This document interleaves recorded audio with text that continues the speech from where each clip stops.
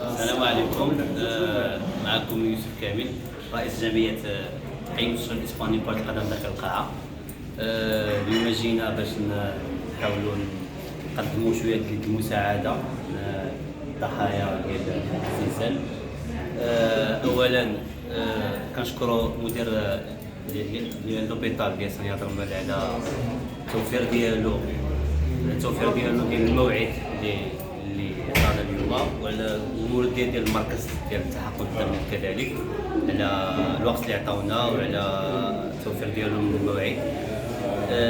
ثاني حاجه نشددوا الرحمه على الموتى ديالنا، الله يرحمهم ويساعدهم كاملين. انتم كتمثلوا فريق ديال المستشفى الاسباني لكرة القدم الممارس في البطولة القسم الوطني الثاني. كيف جاتكم الفكرة التبرع بالدم في هذه الظرفية بالضبط؟ هو يعني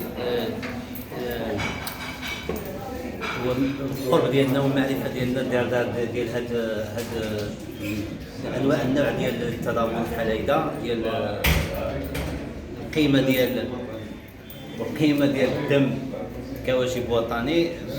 قررنا كمكتب اداري مع اللاعبين ديالنا كاملين اننا نقوموا بهذا الحمله ديال التبرع، ونطلبوا الله. شي نداء توجهوا للساكنة ديال المدينة بصفة عامة؟